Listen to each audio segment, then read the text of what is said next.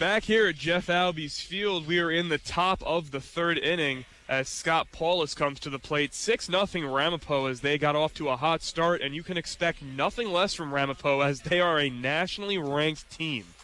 And Scott Paulus comes up his first at-bat in that second inning. And he was the second batter there, and he had a sac bunt that moved over a runner and ended up starting that big 4-run inning. Chris Babb back on the mound for his second inning of work after a 4-run second inning from Ramapo. A 4-run inning, second inning for Ramapo, and a 2-run first inning. And that's going to be driven into left center field. That's a base hit. Knopf is going to round first, and he's going to attempt to go to second, but the throw is going to come in from center fielder Martinez as he's going to stay put at first base. So a leadoff single for Mike Knopf as John Butas comes to the plate. And John Butas, another senior on this team who will be calling it quits here at Jeff Albies Field.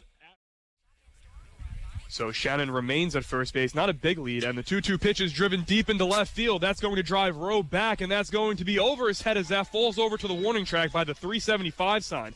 Shannon's going to round third and go for home as he's going to score, and that is going to be a 1 RBI double, an absolute bomb for Ryan Rinsky as the Ramapo College takes a 4-0 lead here early in the game. And just absolutely terrible. And you didn't want to see this happen, but it is happening right now for the Pioneers. They're dropping behind very fast as even the number 9 hitter. Like I said, they're all big batters. He drove that one at least 370. I mean, that one landed at the track. Yeah. Scott Paulus is 0 for 1 with a sac bunt in the second and grounded out in the third. And Chris Babb, who also has a very good pickoff move, got to be careful. Not a big lead over there by Unglob. As that's driven into right field, Kenny's running towards the corner, towards the foul line, and he's not going to get there as that's going to be a fair ball right over by the 330 mark. Kenny's going to get to it on the warning track, throw over to second as Unglob rounds third and goes for home, and that's going to be an RBI double for Scott Paulus over there to make this a 7-1 lead. And that is not what they needed. I mean, Chris Babb was running so well up until that point. And there was really absolutely no way Jimmy Kenny really could have made that play over there in right field. It landed just in front of the warning track, just barely made it a fair ball, went right off of the 330 mark over there by the foul pole in right field, and it results in an RBI double. So now a 7-1 ball game here, and the first real hit of the game given up from Chris Babb.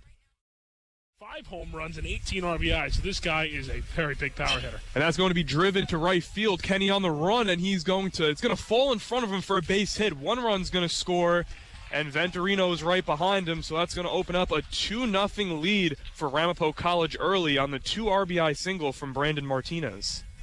And that's exactly what happens when you let up that error. I mean, there's 2 outs right now. I mean, Sanchez makes that play at third. It's a different ball game. It's 0-0 right now, but this is the tough part for the Pioneers. They cannot get out of this first inning, and it's really been costing them down the stretch. And that ball didn't have a lot of hang time on it. It looked kind of like a little blooper over there to right field. That I thought Kenny was going to be able to make it, but nonetheless, it falls in front of him as that's going to be a ball on the outside part of the plate, throw down, stolen base, and he got him. Knopf throwing out Brandon Martinez on the stolen attempt at second base, and that'll end the inning. So 2 runs on 1 hit, 1 error here in the top of the first inning. We're now heading to the bottom of the first here at Jeff Albies Field. You are listening to WP 88.7 Brave New Radio, your only place for Pioneer sports. Rinsky sets up outside again, and that's driven up the middle, and that's going to be past the diving Shannon over there at shortstop. Sanchez is going to round third, and he's going to score very easily standing up at home plate. So another RBI is Casey Abel absolutely rakes. What did I say? You could have put your deed to your house on this kid, and he would have had an RBI single. And on senior day, I mean, it's only fair that he has an RBI. Back here at Jeff Albies Field, 2 runs scored from the Ramapo College in the top of the first inning to open up to a 2-0 lead here, which is really a problem for the Pioneers because they've been playing from behind this entire season.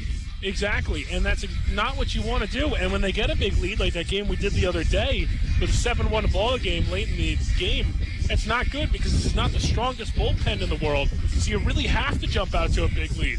But we're going to see how this Pioneer offense is going to work against a very, very good pitcher today in Casey Jervis, who is sporting under a 2 ERA, but very similar to Steve Duda, in which he has been a relief pitcher for most of the year, and he's getting one of his first starts. So a big storyline in today's game is the fact that both Casey Jervis and Steve Duda don't have a lot of experience as a starting pitcher. This is Steve Duda's first start of the season, and this is Casey Jervis's only second start of the season. So it's going to be interesting to see how deep in the game both pitchers can go. So stepping in for the William Paterson Pioneers to lead off the bottom of the first is going to be center fielder Micah Bate.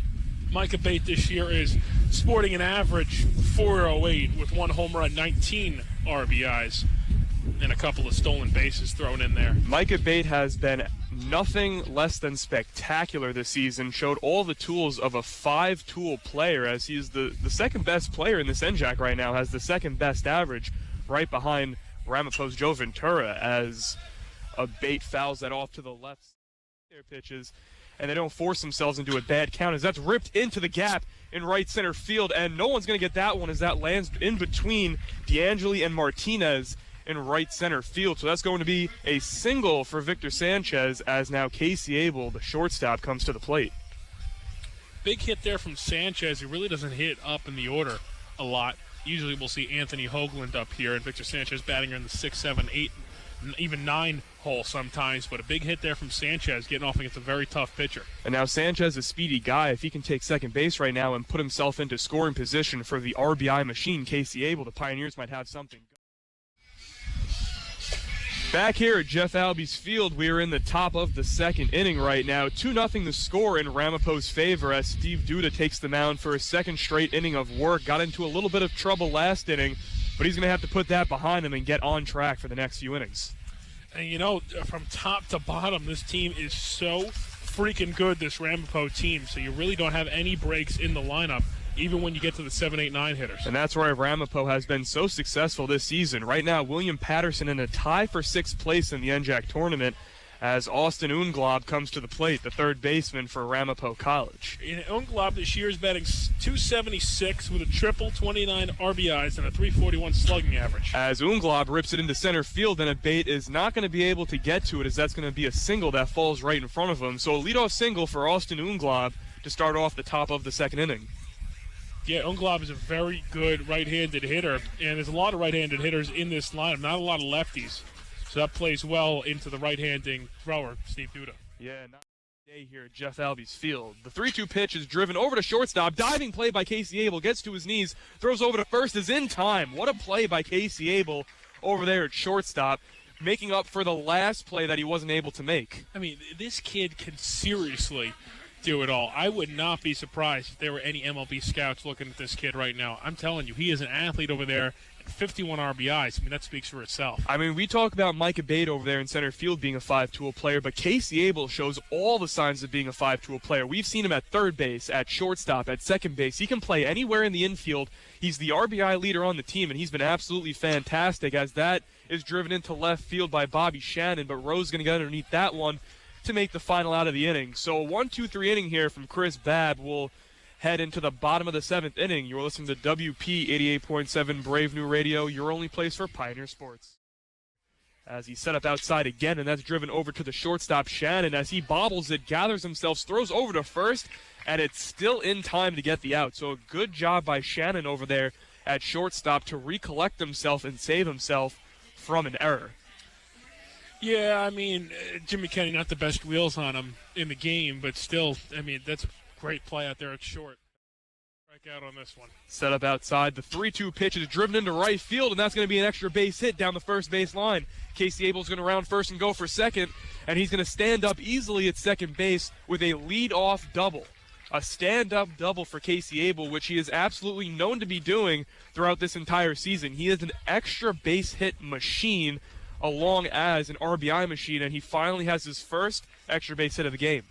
What did I say? I mean, he doesn't strike out. Comes back from 0-2, hits a nice little double out to right field. And he did it the exact way you should, too. A fastball on the outside part of the plate, took it opposite field, and that's what every young hitter is taught as they're learning baseball. So now Jimmy Kenny comes to the plate with a runner in scoring position with nobody out. As that's driven into center field, Martinez is going to run in to get underneath that one, and he's going to make the catch on the run, Casey Abel is going to retreat back and go to second base here, now 1 away here in the bottom of the ninth. And Jimmy Kenny will most likely end his day 0 for 4, not one of his best days.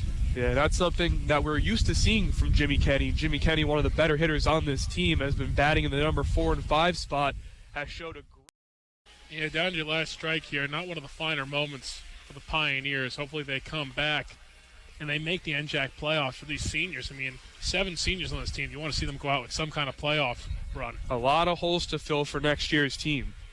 A lot of seniors are leaving. The 1-2 pitch from Wes Hill is swung on and missed. Strike 3, and that's the ball game. Strikeout by Anthony Hoagland, leaving Casey Abel over there on second base stranded. And this ball game is going to end 8-1 here at Jeff Albies Field. And this is the last home game of the Pioneers season, as they still hope that they can make the playoffs pending on the score of the Rutgers-Camden game right now. So 8-1, William Paterson falls to Ramapo College. 11 hits for Ramapo compared to William Paterson's 5, and an error for the Pioneers. Chris Babb, absolutely phenomenal on the mound throughout this entire game, but it was too little too late, as William Paterson just wasn't able to get it going after. Yeah, no, seriously. I mean, those first 2 innings really killed the Pioneers right now. And Steve Dudum, you got to feel for him. He got hit in the ankle, tried to stay in the game, but really couldn't. And then Chris Babb, a lot of promising stuff out of him. So you'll see him, if they do make the NJAC playoffs, with a lot more time, Joe. So that's it here at Jeff Albies Field. Again, 8-1 the final score. Ramapo comes out on top. Stay tuned for the postgame show. You're listening to WP 88.7 Brave New Radio, your only place for Pioneer Sports.